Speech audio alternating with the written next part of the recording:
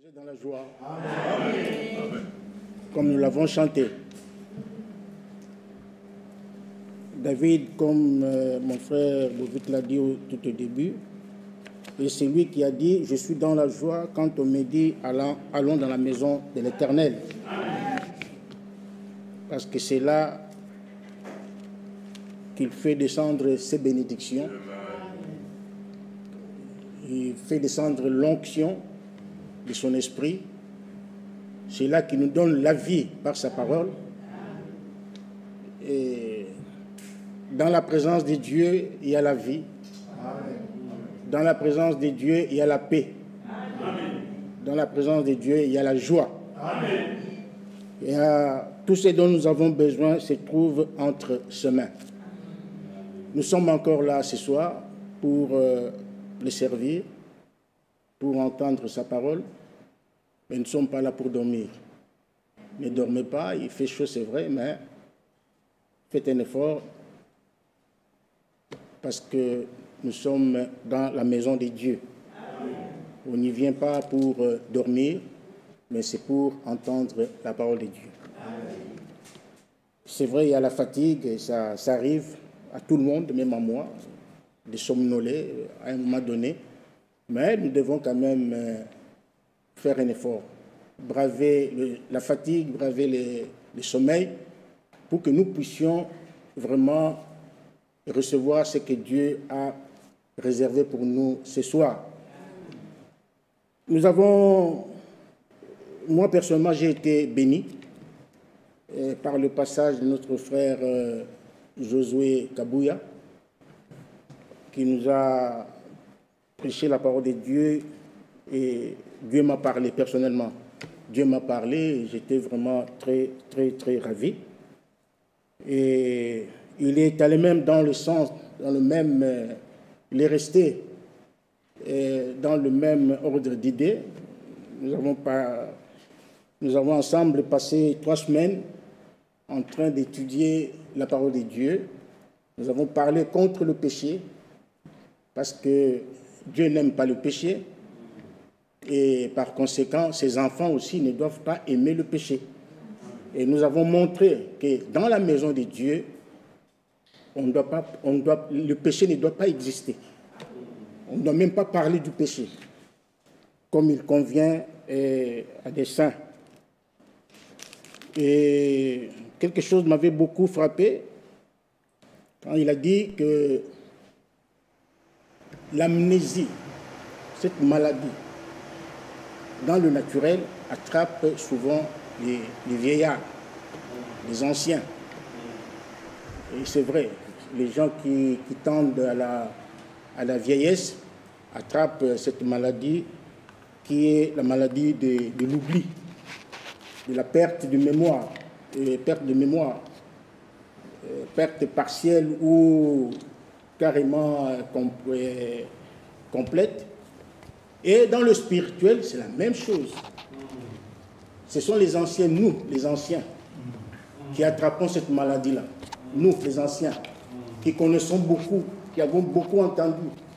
Nous avons marché, le Seigneur ne vient toujours pas. Nous marchons, le Seigneur ne vient toujours pas.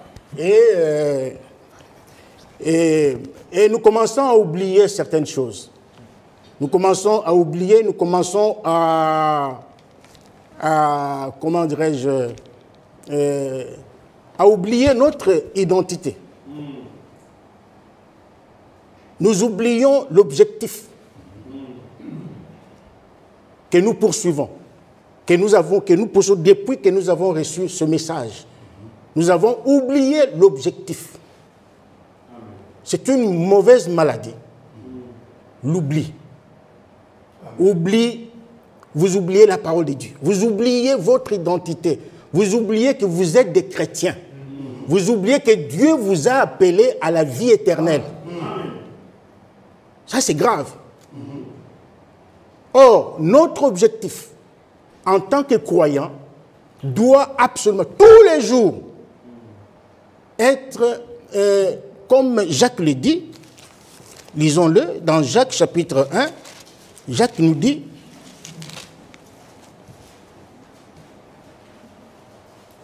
au verset 22, Jacques 1, 22, mettez en pratique la parole et ne vous bornez pas à l'écouter en vous trompant vous-même par des faux raisonnements. Donc notre objectif de tous les jours, c'est ça. Ça doit être ça. Mettre en pratique la parole de Dieu. Notre prière de tous les jours, Seigneur, aide-moi à mettre ta parole en pratique. Aide-moi à vivre ta parole. Donne-moi les capacités pour que je vive ta parole. Paul a dit, nos capacités viennent d'en haut. C'est Dieu qui rend capable. C'est Dieu qui nous donne cette capacité-là de vivre la parole. De toi-même, tu ne sauras pas. Il n'y a aucun homme, même pas un prophète, qui a réussi à mettre la parole de Dieu en pratique de lui-même. Il n'y a pas.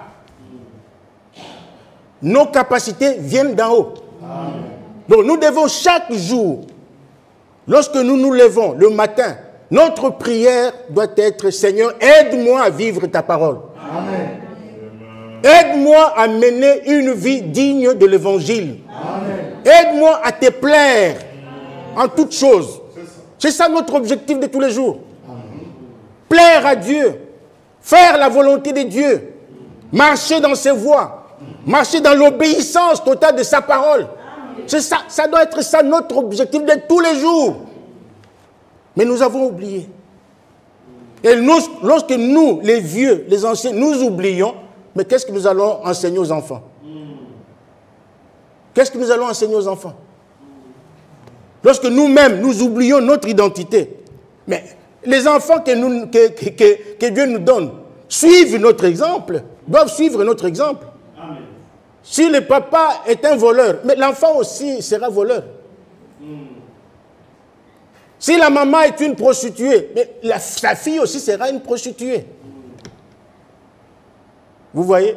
Donc c'est vraiment très très important. Ne laissez pas le diable vous donner cette maladie de l'oubli. N'oubliez pas la parole de Dieu. N'oubliez pas ce que vous êtes. Amen. Dieu vous a appelé à la vie éternelle. Amen.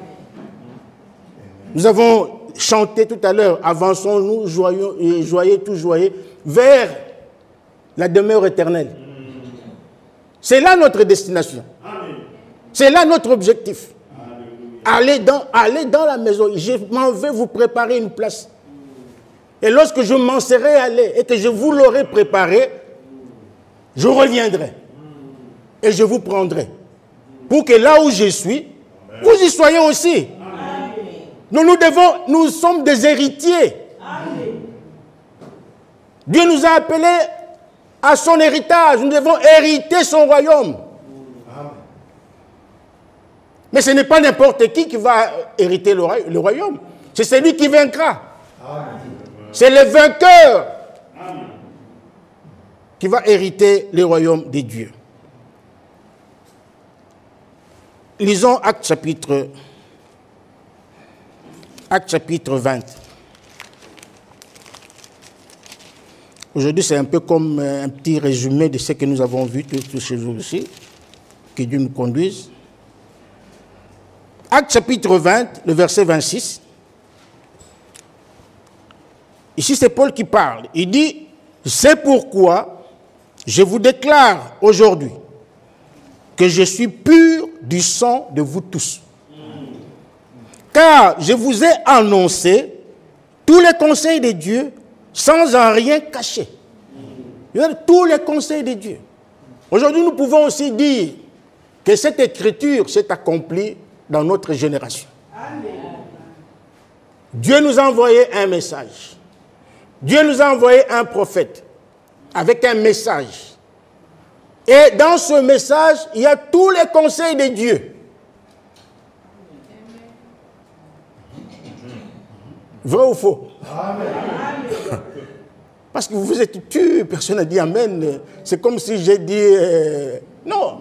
Dieu, c'était un message parfait. Amen. Non seulement parfait, mais un message complet. Amen.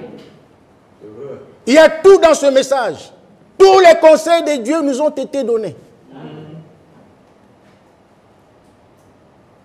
Et Paul dit, je vous ai donné, je suis pur. Donc frère Branham pouvait aussi dire cela. Il peut aussi dire ça, que je suis pur, pur. Aujourd'hui, je suis pur du sang de vous tous. Parce que je vous ai donné tous les conseils de Dieu. Tout nous a été révélé. Il n'y a plus de secret dans cette Bible ici. Tout nous a été révélé. Tous les mystères ont été révélés. De la Genèse à l'Apocalypse. Personne ne peut dire aujourd'hui qu'il n'a rien entendu.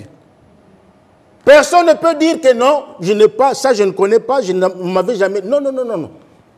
Nous avons toujours prêché la parole noir sur blanc.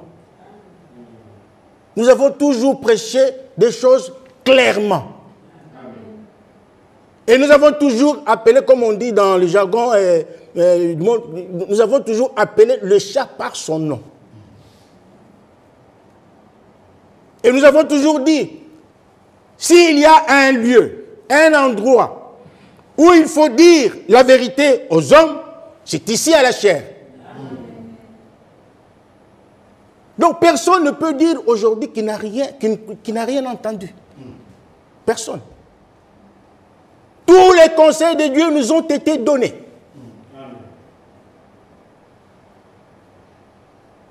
Tout.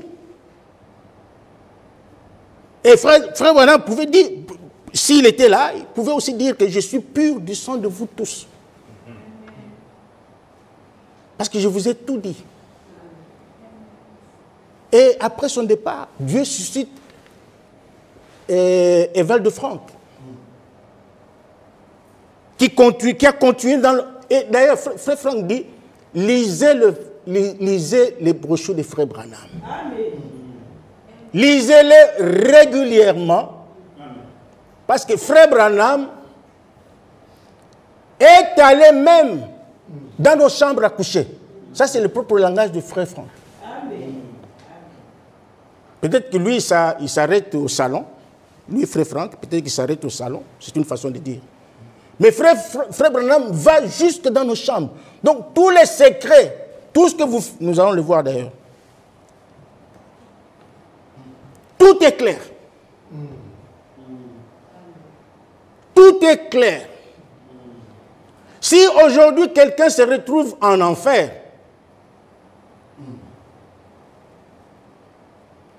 qu'il loue Dieu, même en enfer là,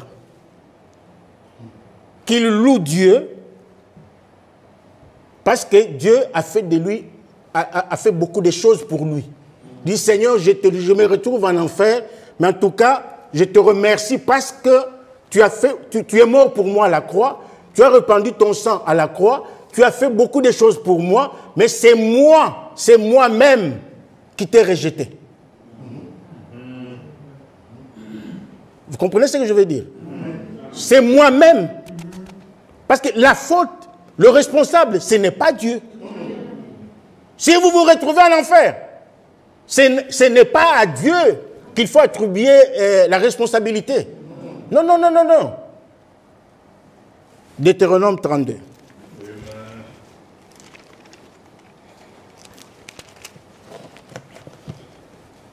Deutéronome chapitre 32. Écoutez ce qui est dit là-bas. C'est une écriture que, pour la première fois, je l'avais entendue de la bouche de mon frère Michel. Et depuis lors, c'est resté en moi.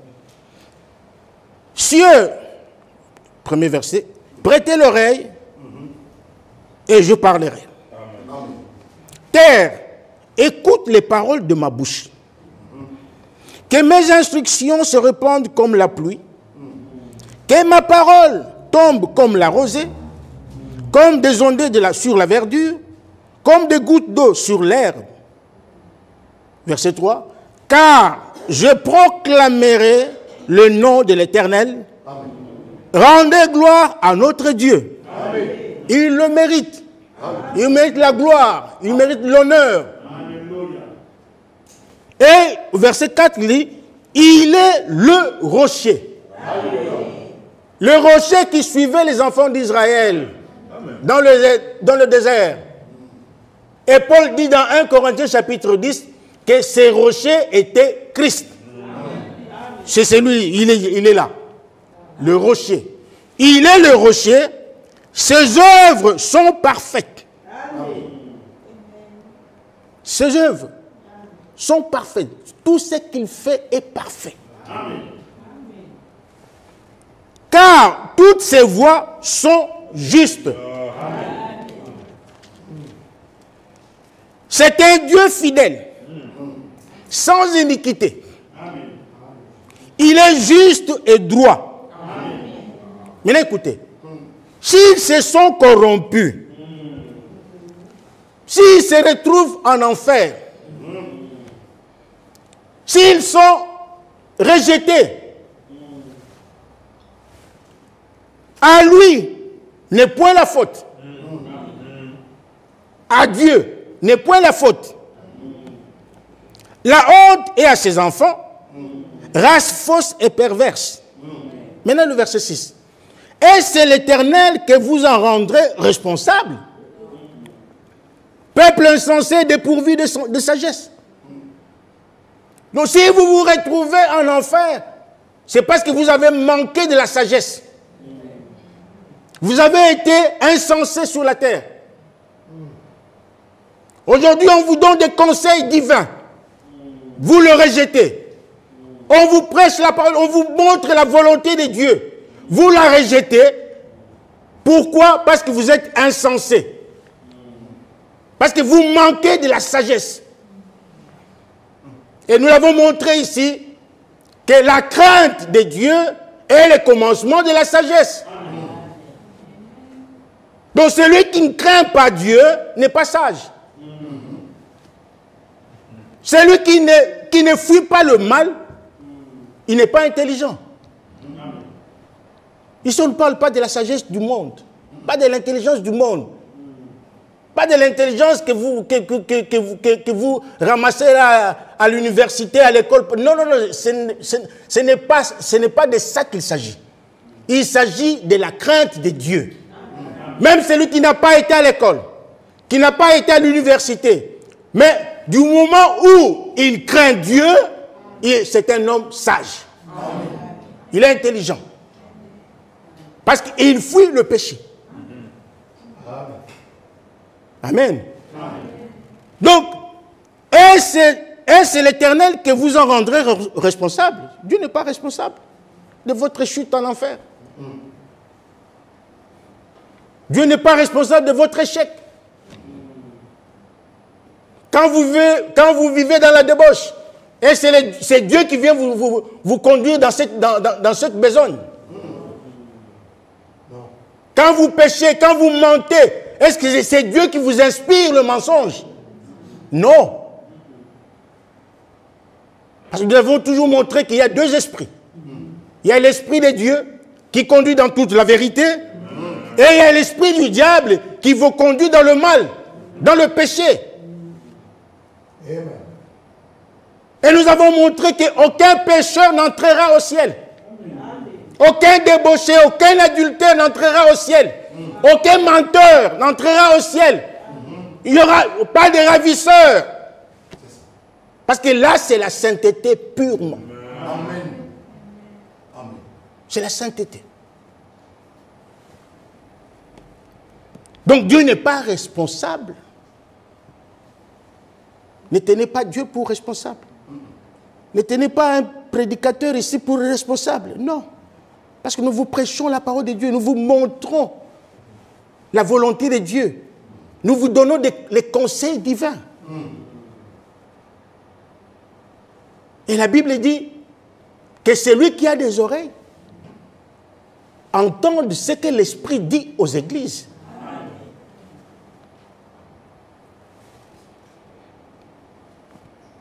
Et il pose la question, n'est-il pas ton père? N'est-il pas ton maître? Au verset 6 en bas. N'est-ce pas lui qui t'a formé et qui t'a affermi? Alléluia. Oh, que Dieu nous aide. Que Dieu nous aide. Hébreux chapitre 4. Hébreux chapitre 4.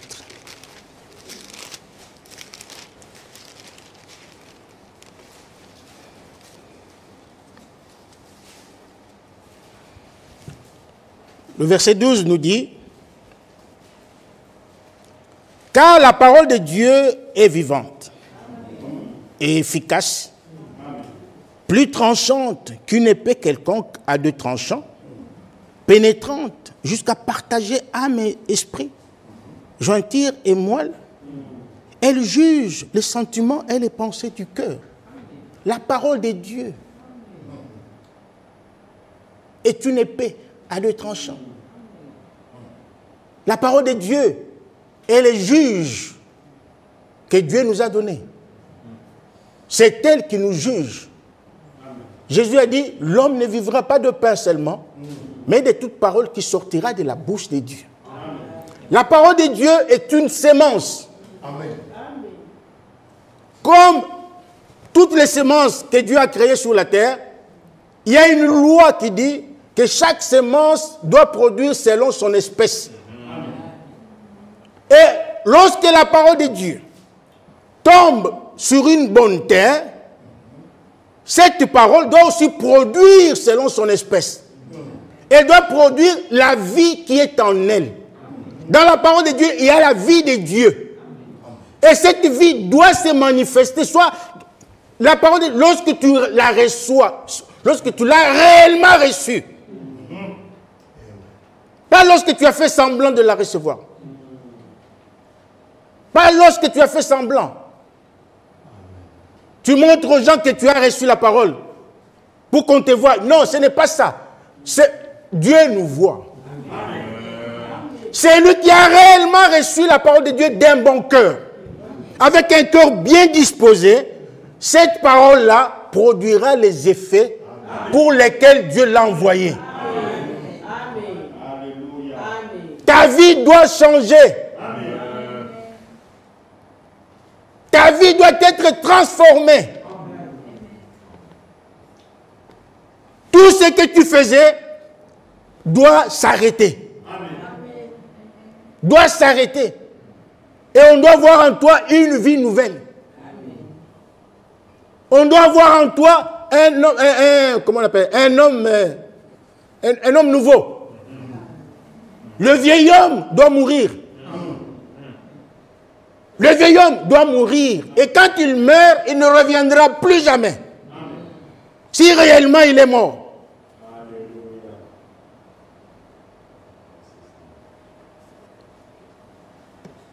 Mais qu'est-ce que fait la parole de Dieu dans ta vie? Qu'est-ce qu'elle fait? Pourquoi tu ne changes pas? Tu es toujours la même personne. Tu es toujours la même personne. On crie, on s'époumonne ici à la chair. On crie, on saute, on crie, on perd même le souffle. Mais ta vie ne change pas. Il y a de quoi se poser la question. Qui suis-je? Pourquoi je ne change pas? Pourquoi ma vie n'est pas transformée? Pourquoi je marque toujours les pas sur place? Je n'avance pas.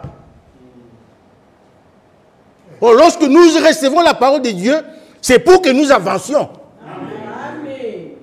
Paul dit dans 1 Thessaloniciens 4, il dit, nous devons aller de progrès en progrès. Amen. Des progrès en progrès. Si tu n'avances pas, si tu ne changes pas, si tu n'es pas transformé, tu es toujours la même personne, donc c'est que Dieu ne fait rien dans ta vie.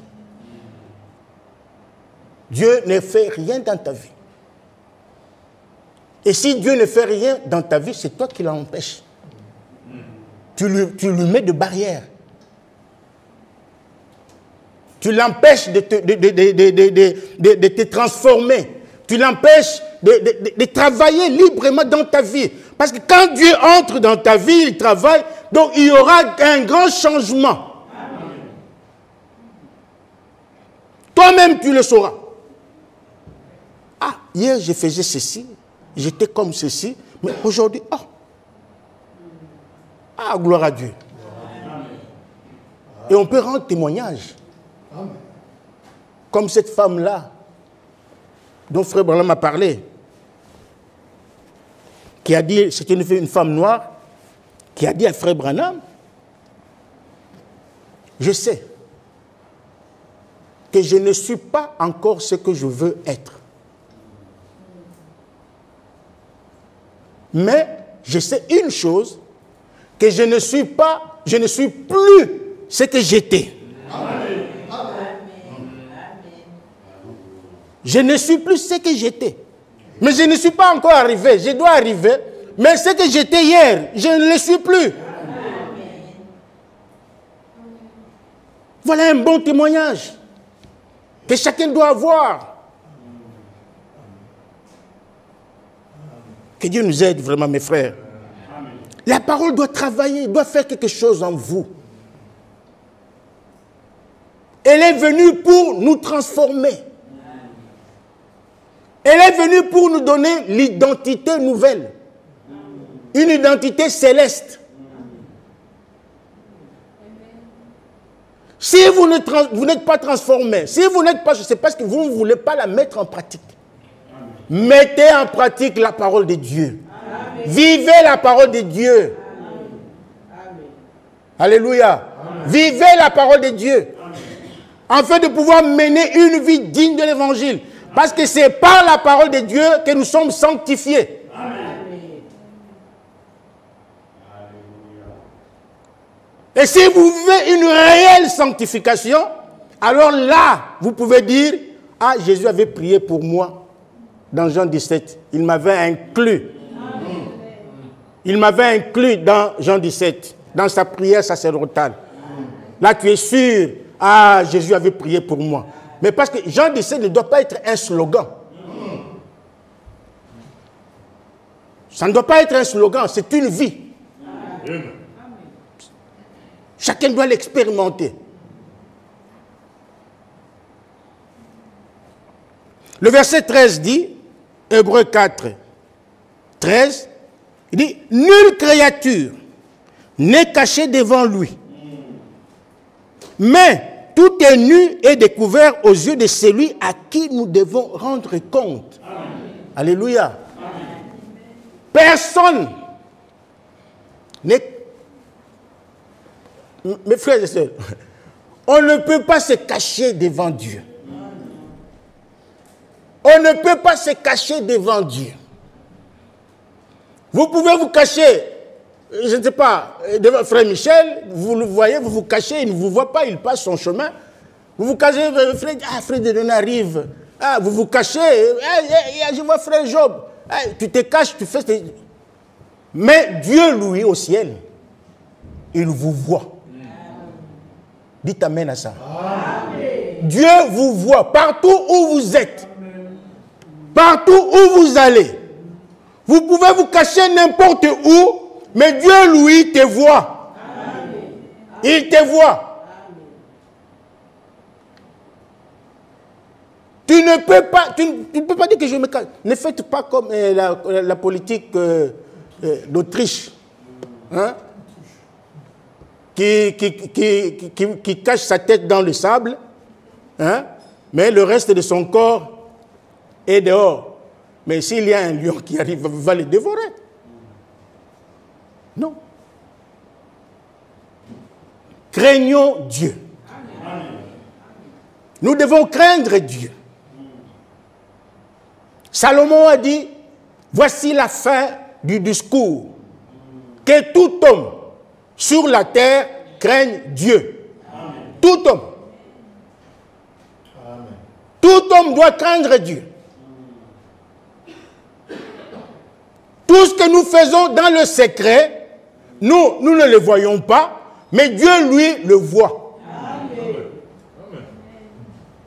Dieu, lui, vous ne pouvez pas tromper Dieu. Vous ne pouvez pas tromper Dieu. Et vous ne pouvez pas aussi tromper votre conscience. Vous ne pouvez pas. Lorsque vous faites quelque chose de mal, il y a la conscience qui doit travailler. La conscience des païens travaille. Il y a des païens qui font quelque chose de faux, de mal, mais il le reconnaît que il ne connaît pas la repentance et tout ça, mais il sait qu'il a mal fait. Il reconnaît qu'il a mal fait. Mais a fortiori, les chrétiens que vous êtes. Il y a des chrétiens qui font du mal aux gens, qui font n'importe quoi, qui disent n'importe quoi, mais ils sont là, libres, tranquilles, ils continuent leur chemin, ils ne savent pas demander pardon, ils ne savent pas se repentir, ils ne savent pas arranger avec son frère, avec sa soeur, non, ils continuent comme ça, et ils viennent à l'église. Mais comment voulez-vous que Dieu bénisse? Personne n'est caché devant Dieu. Dieu nous voit. Dieu te voit. Dieu me voit. Donc ça ne sert, si vous voulez aller au ciel, alors ne vous cachez pas. Ne vous cachez pas. Si quelque chose ne va pas, ça vous tracasse, vous ne pouvez pas vous en débarrasser, mais venez voir les hommes de Dieu. On va prier pour vous. Même entre frères. La Bible dit priez les uns pour les autres. Moi, je me rappelle au pays où on se voyait, quand on était avec des frères, ensemble, on parlait, on chantait, on parlait de Dieu. Et celui qui avait un problème, qui les tracassait, demandait aux autres frères, priez pour moi. J'ai tel problème, il y a un problème qui ne va pas. Et là, sur place, on priait. On priait. C'est comme ça que l'Église marche. C'est comme ça que les enfants de Dieu marchent. Amen. Alors, arrêtez avec l'hypocrisie. Arrêtez de faire des choses dans le secret. C'est disant, non, tel frère ne me voit pas, tel frère ne me voit pas. Non, non, non, non, non, non, non, non, non. Si le frère, d'ailleurs, si Dieu peut donner même un don à quelqu'un de cette assemblée ici, qui voit les choses qui se passent même dans vos maisons, Dieu peut révéler cela. Il y a un prophète dans la Bible qui voyait je ne me rappelle plus exactement l'histoire, il y a quelque chose dans ce sens-là. Un prophète qui voyait ce qui s'est passé dans la chambre du roi, je pense, quelque chose comme ça. Je ne sais pas si vous connaissez l'histoire. Hein, vous connaissez ça? Donc Dieu nous voit, mes frères et sœurs. Amen. Cherchons la voie du ciel. Amen. Cherchons la voie du ciel. Amen. Ézéchiel 18.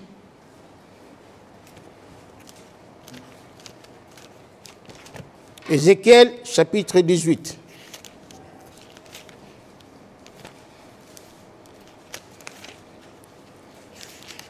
Là, il est dit que l'âme qui pêche, c'est celle qui mourra.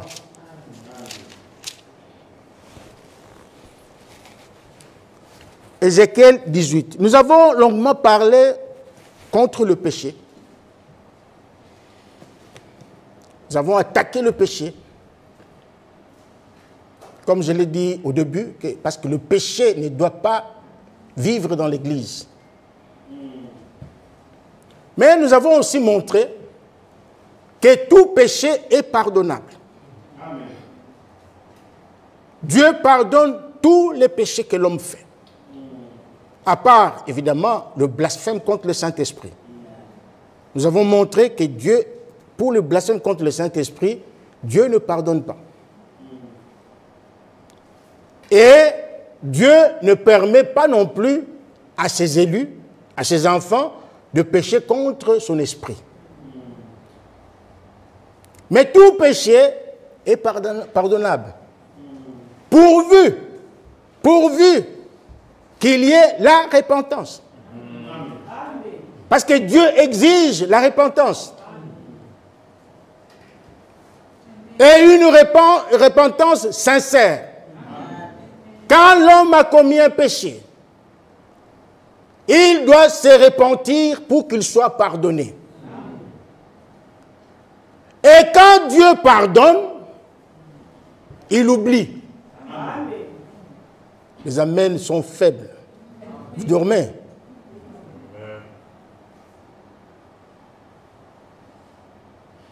Donc vos péchés ne sont pas pardonnés. Donc Dieu n'a pas oublié vos péchés. Mais c'est une bonne nouvelle, nous devons nous en réjouir. Quand nous apprenons que Dieu a pardonné nos péchés, quand nous apprenons que Dieu a oublié nos péchés, mais nous devons nous en réjouir. Ça doit nous faire de la joie. Heureux l'homme à qui Dieu n'impute pas ses péchés. C'est une bonne nouvelle. Alors Ézéchiel 18 nous dit, au verset 21, si le méchant, c'est-à-dire le pécheur, revient de tous les péchés qu'il a commis, s'il observe, donc c'est-à-dire il s'est repenti, il a commis un péché, mais il s'est repenti, il a arrangé sa vie avec Dieu, il est maintenant en ordre avec Dieu, la parole de Dieu dit, s'il observe toutes mes lois et pratique la droiture et la justice, il vivra. Il ne mourra pas. Mais lisez bien la Bible. Il vivra. Parce qu'il est revenu. Il s'est repenti et il s'est converti. Il est revenu à Dieu. Il a mis sa vie en ordre. S'il avait péché contre son frère, il a arrangé avec son frère. S'il avait péché contre sa sœur, il a arrangé avec sa sœur. Mais que voulez-vous que Dieu fasse en ce moment-là? Dieu est fidèle à sa parole. Amen. Quand vous faites des choses conformément à la parole de Dieu, mais Dieu vous reçoit. Amen. Il vous reçoit dans sa présence. Amen. Il dit, si le méchant revient de tous les péchés qu'il a commis, s'il observe toutes mes lois et pratique la droiture et la justice, il vivra. Il ne mourra pas. Parce que l'âme qui pêche, c'est celle qui mourra. Amen. L'âme qui pêche, c'est celle qui mourra. Maintenant, écoutez le verset 22. Toutes les transgressions qu'il a commises seront oubliées. Toutes les transgressions qu'il a commises seront oubliées. Seront oubliés. Oubliés comment? Jetés dans la mer de l'oubli. Maintenant, qui oublie ici? Je vous pose la question. Qui a oublié les péchés, les transgressions? C'est qui? Pardon? Vous avez peur de parler, de dire. Qui a pardonné qui a oublié les péchés ici? C'est frère Michel? Non. C'est frère Dieudonné? C'est Dieu qui a oublié les péchés. Amen. Tes péchés à toi. Tes péchés à... Je ne sais pas. Il a oublié. Amen. Pourquoi? Parce que tu t'es repenti. Amen. Parce que tu as arrangé, tu as mis ta vie en ordre. Alors, en ce moment-là, Dieu oublie tes transgressions. Il oublie tes péchés. Écoutez Michel.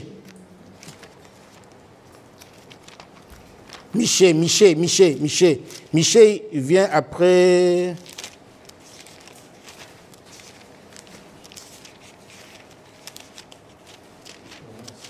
Comment? Après Jonas, oui. Michel chapitre 7. C'était un passage que vous connaissez. Au verset 18, il dit, quel Dieu est semblable à toi? Il n'y a pas un Dieu semblable à celui-là. Il n'y a pas un Dieu semblable à notre Dieu. Amen. Qui pardonne l'iniquité, qui oublie les péchés. Amen. Donc Dieu oublie les péchés. Amen. Mais toi, l'homme, tu es rancunier. Même si ton frère ou ta sœur a mis sa vie en ordre, il a arrangé avec Dieu, mais toi, tu es rancunier. Tu lui gardes encore, tu lui comptes encore le péché là.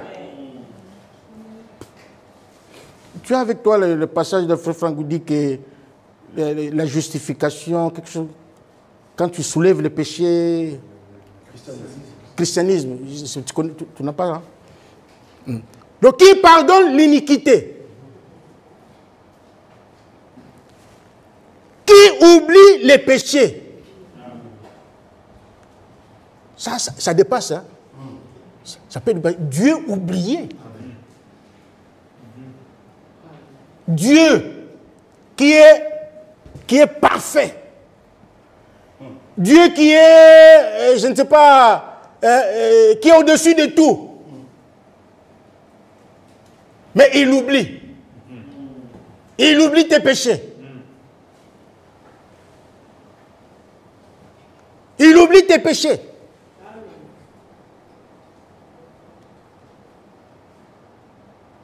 Je voudrais laisser un peu un suspense là, vraiment, que ça pénètre vraiment.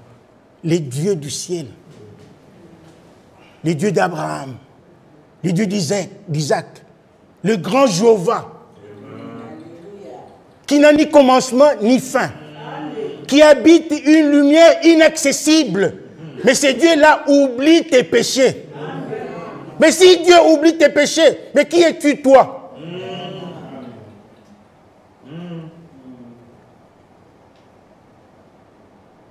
Non.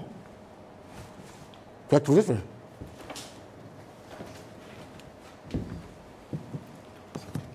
Personne n'a le droit de ressortir. Ok. Ok.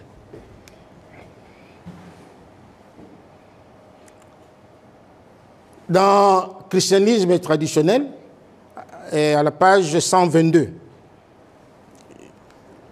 là où on a...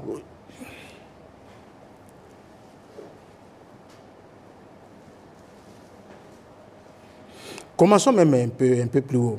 D'une part, l'homme s'est rendu coupable envers Dieu. C'est pourquoi il a besoin de pardon. La justification, selon la pensée divine, constitue l'autre part de Dieu. Constitue l'autre part.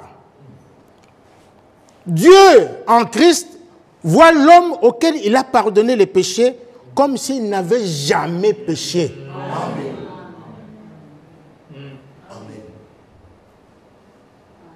C'est succulent, hein? Quand Dieu te regarde aujourd'hui, il ne voit aucun péché en toi. Amen. Il ne voit rien. Quand il te regarde, il voit le sang de Jésus. Amen. Quel amour. Amen. Maintenant, il continue, dit, un proverbe de ce monde dit, pardonnez, oui, mais non oubliez.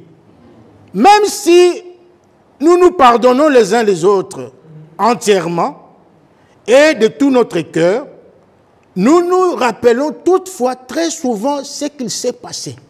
Ça nous revient. Même 20 ans après. Même 50 ans après. Mais, si tu es un vrai enfant de Dieu, né de nouveau, plein d'amour, tu as pardonné ton frère. Tu l'as pas, même si ça te revient, c'est normal parce que tu es humain, ça peut te revenir. Mais c'est déjà passé. Vous voyez? Nous nous rappelons toutefois très souvent ce qui s'est passé. Pour Dieu, c'est différent. Amen. Alléluia. Amen. Pour Dieu, c'est différent. Amen. Il a pardonné les péchés et ne s'en souvient plus. Amen. Il ne s'en souvient plus. Alléluia. Quelle grâce. Amen. Il ne s'en souvient plus. Et il continue, il dit, personne n'a le droit de ressortir les choses qui se sont passées dans la vie d'un homme lorsque Dieu l'a justifié. Amen. Personne. Sinon, il continue, il dit, celui qui les fait se rend coupable et annule pour lui-même le pardon et la justification divine. Il annule. C'est ça. Heureux l'homme à qui Dieu n'impute point ses péchés.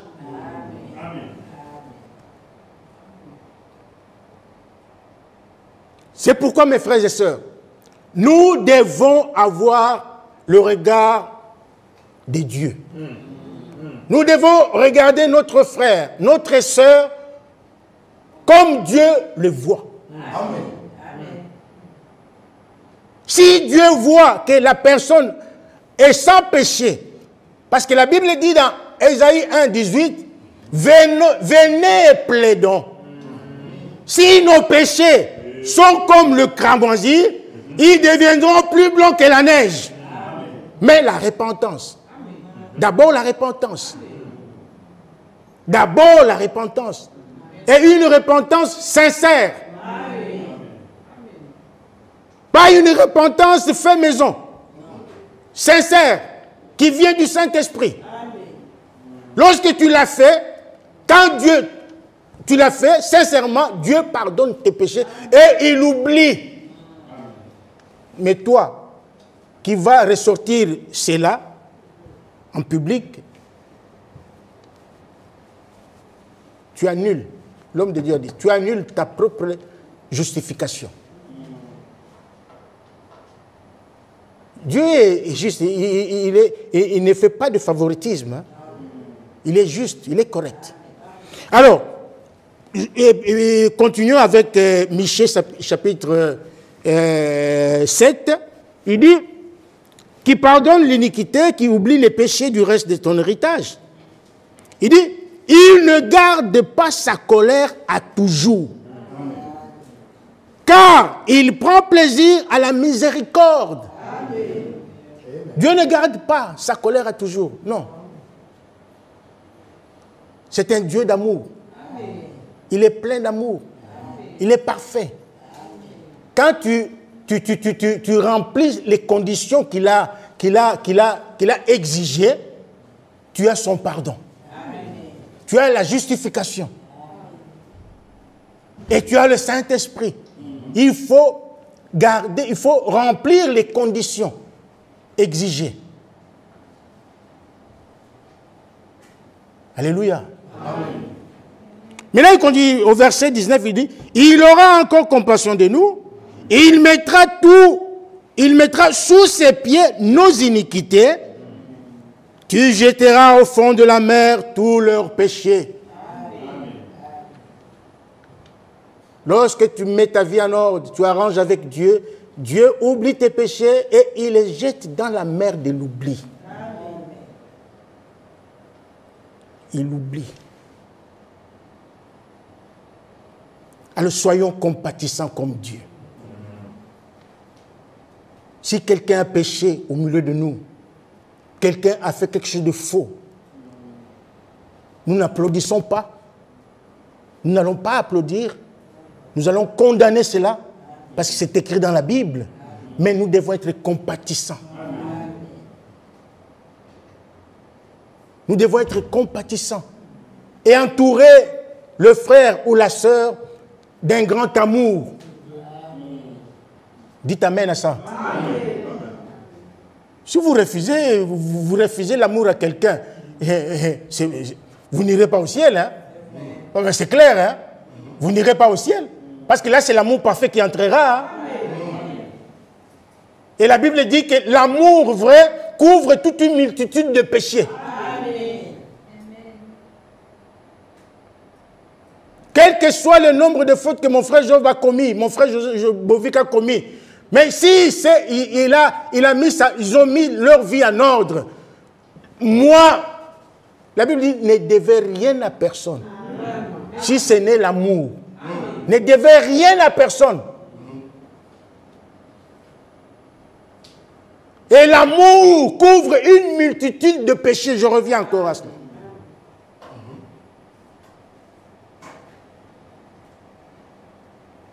Ne diabolisez pas votre frère. Ne diabolisez pas votre soeur. Parce que ce qui arrive à mon frère peut aussi m'arriver un jour. Ce qui est arrivé à telle sœur peut aussi arriver à une autre sœur. Parce que nous sommes au combat. Il y a le diable. Vous savez, quand nous nous levons le matin, dès que tu mets ton pied sur terre, sache que le combat commence. Le diable est là. Mais pour vaincre, il vous faut une vie de prière. La prière doit être une nécessité dans la vie d'un croyant. Jésus a dit, priez afin de ne pas tomber dans la tentation. Parce que les tentations sont là. Le diable nous amène des tentations. Il nous tend des pièges par-ci, par-là.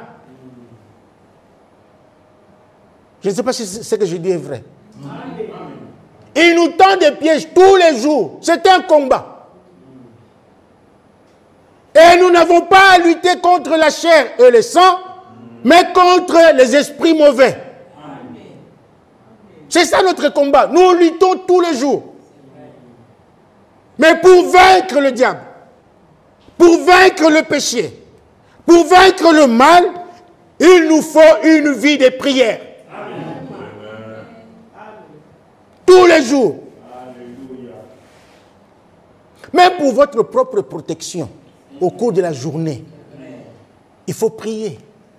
Vous vous levez le matin, vous devez laisser la journée entre les mains du Seigneur.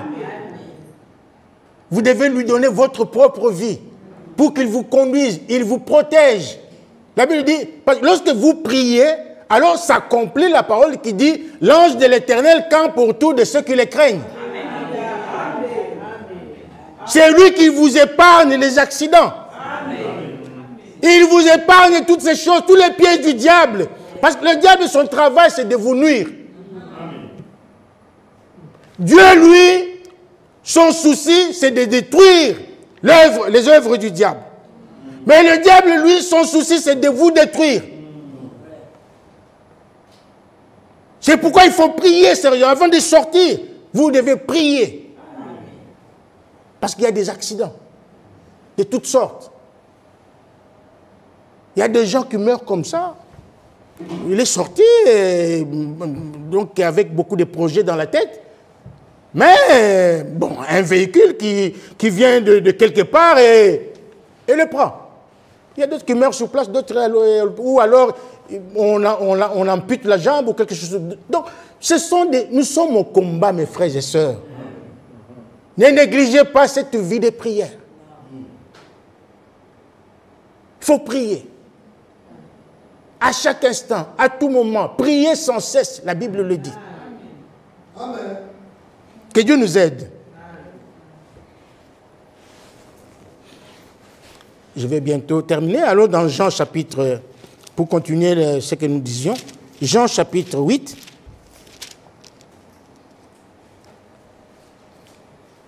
Vous connaissez l'histoire, c'est de cette femme-là adultère qu'on avait amenée devant le Seigneur Jésus. Nous n'allons pas tout lire, nous commençons verset 7, vous-même vous lirez à la maison. Vous connaissez d'ailleurs l'histoire. Comme il continuait à l'interroger, il se releva et leur dit que celui de vous qui est sans péché jette le premier la pierre contre elle. C'était une femme adultère. Parce que ces gens ont dit à Jésus, selon la loi de Moïse, de telles femmes doivent être lapidées. Dans l'Ancien Testament, on les lapidait. Les femmes adultères. Mais toi, que dis-tu? Et Jésus dit que c'est lui. Comme vous êtes là. Je ne sais pas combien ils étaient nombreux. Mais que c'est lui de vous qui est sans péché. Jette le premier la pierre contre elle. Verset 9. Quand ils entendirent cela, accusés par leur propre conscience, ils se retirèrent un à un, depuis les plus âgés jusqu'au dernier. Et Jésus resta seul avec la femme qui était là au milieu. Qu'est-ce que cela veut dire? Mes frères et sœurs, Jésus montrait à ces gens-là que personne n'est parfait. Personne. Personne n'est parfait sur la terre. Tout le monde est coupable. Tout le monde a quelque chose de faux. Nous avons été sauvés par la grâce de Dieu au moyen de la foi et non par nos œuvres. Vous voyez, c'est par la grâce de Dieu que nous sommes sauvés. Personne ne mérite le salut. Que celui de vous qui est sans péché, qui est sans péché? Que celui qui est sans péché prenne la pierre et jette sur la femme. Et la Bible dit, ils se sont reconnus, ils se sont remis en question. Ils se sont examinés, chacun a vu son péché. Et accusés par leur propre conscience, ils ont disparu sans dire au revoir. Ils sont partis.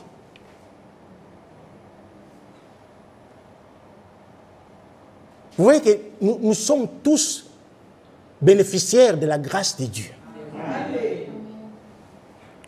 Alors, le verset qui suit, le 10, « Alors s'étant relevé, et ne voyant plus que la femme, Jésus lui dit, « Femme, où sont ceux qui t'accusaient? Personne ne t'a-t-il condamné? » Elle répondit, « Non, Seigneur. » Et Jésus lui dit, « Oh, ça j'aime. » Il dit, « Je ne te condamne pas non plus. » Moi, Jésus, moi, le Dieu Tout-Puissant, venu en chair, dans la chair humaine, moi aussi, je ne te condamne pas. Mais, va en paix, mais ne pêche plus. Ne pêche plus. Pourquoi? Parce que tes péchés ont été jetés dans la mer de l'oubli. Je t'ai pardonné, tes péchés sont tombés là, dans la mer de l'oubli, mais maintenant, tu as une vie nouvelle. Hein. Dieu t'a pardonné. Hein. Va, mais ne pêche plus. N'ose plus pécher. Tes péchés sont oubliés. Dieu a oublié tes péchés. Mais ne reviens plus sur ça. Sois sage. Sois intelligent. Marche dans la droiture. Ici, il n'y a pas un bourreau. Non, non, non. Il n'y a pas un bourreau avec, je ne sais pas, non, avec une machette, non, non, pour couper la tête des gens. Non, il n'y a pas ça. Nous sommes tous sauvés par la grâce de Dieu. Amen. Si Dieu t'a pardonné, tu es convaincu dans ton cœur que Dieu t'a pardonné, alors ne pêche plus. Amen. Amen.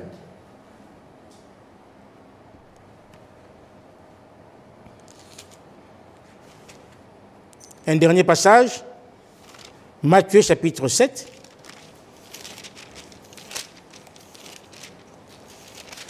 Ce passage est en rapport avec ce que nous venons de lire ici dans le christianisme traditionnel. La Bible dit au premier verset, et c'est par là que nous allons terminer, « Ne jugez point, afin que vous ne soyez point jugés. Car on vous jugera du jugement dont vous jugez, et l'on vous mesurera avec la mesure dont vous mesurez. » Verset 3. « Pourquoi vois-tu la paille qui est dans l'œil de ton frère, et n'aperçois-tu pas la poutre qui est dans ton œil? » Ça doit nous interpeller. Hein? Vous qui condamnez les gens. Ah, il a fait ceci. Ah, lui aussi. Et lui aussi. Non. Ne le faites pas. Ne jugez personne. Si votre frère a péché, votre sœur a péché, la Bible nous conseille de prier pour le frère, de prier pour la sœur.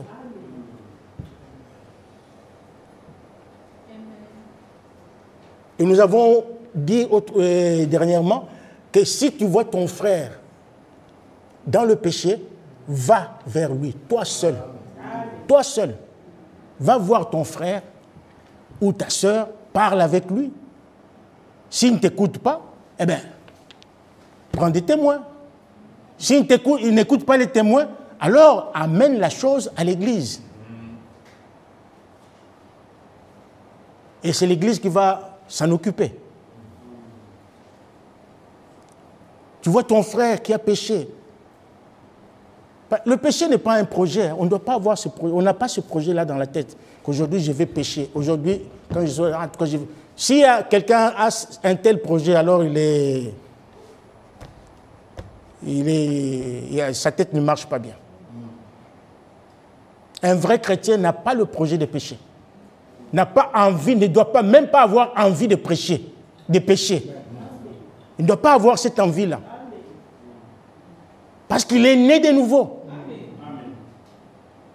Mais ça peut arriver que quelqu'un bronche. Tu marches dans la rue, pouf, pouf, tu bronches, tu tombes.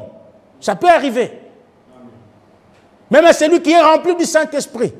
Ça peut arriver, il peut commettre un péché. Et nous avons, souvenez-vous, nous avons montré la différence qu'il y a entre pratiquer le péché et commettre un péché.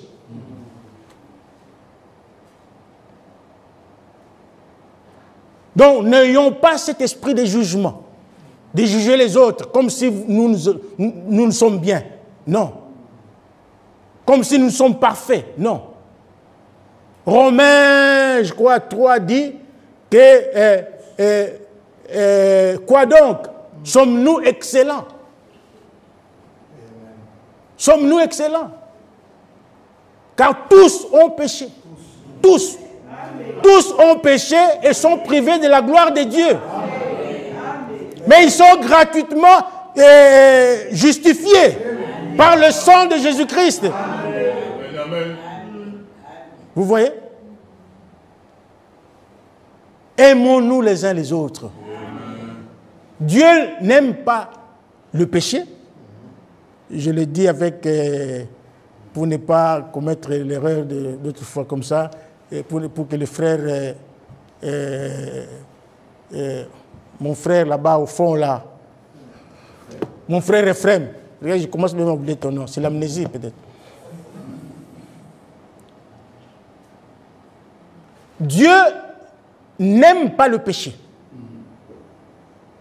mais il aime le pécheur. Amen. Si Dieu aime le pécheur, et toi, pécheur comme l'autre, vous comprenez ce que je veux dire? Que Dieu nous aide. Alors terminons là, et puis nous arrêtons. Au verset 4, ou comment peux-tu dire à ton frère, laisse-moi ôter une paille de ton œil, toi qui en as une poutre dans le tien? Hypocrite, ôte premièrement la poutre de ton œil, et alors tu verras comment ôter la paille de l'œil de ton frère. Amen. Amen. Quand ton frère a péché, ta soeur a péché, ne va pas en le condamnant. Non. Avant de le condamner, tu dois d'abord t'examiner toi-même. Moi aussi, j'ai des problèmes. Moi aussi, si je me regarde bien, je n'ai pas le temps. J'allais vous lire la lettre sur Claire ici, 18. Peut-être le dimanche, Dieu voulant. Dieu avait exigé à Frère Franck de lire Galates 5 devant l'Assemblée. Nous les lirons dimanche, sinon je risque de vous prendre du temps. Donc, avant de condamner ton frère, regarde d'abord ta propre vie. Examine ta vie d'abord. Si tu l'examines, tu verras qu'il y a quelque part quelque chose de faux. Même si tu as le Saint-Esprit, tu verras qu'il y a quelque chose de faux. Même si c'est petit comme ça, mais c'est quand même quelque chose de faux. Il y aura quand même une petite faiblesse quelque part. Même dans tes relations avec ta femme, dans tes relations avec ton mari, avec les enfants, il y aura toujours quelque chose de faux. Mais arrange d'abord cela avant d'aller voir ton frère ou ta soeur. C'est clair, non? Maintenant, le verset 12. Je me rappelle, frère Michel avait prêché déjà sur ça, il n'y a pas longtemps. La règle d'or. Tout ce que vous voulez que les hommes fassent pour vous, faites-le de même pour eux, car c'est la loi et les prophètes. Amen. On se plaint, on ne m'aime pas. On ne m'aime pas cette église, dans cette église, on ne m'aime pas, on ne m'aime pas. Mais non, mais avant qu'on puisse t'aimer, toi commence d'abord par aimer les autres. Amen. Oh, quand je suis dans les besoins, on ne m'aide pas cette église, mais commence d'abord par aider. Ce que tu veux que les gens fassent pour toi, fais-le d'abord pour eux. C'est la règle d'or. C'est l'amour divin. Alléluia. Amen. Que le Seigneur vous bénisse. Amen. Nous nous arrêtons là, Dieu voulant, dimanche.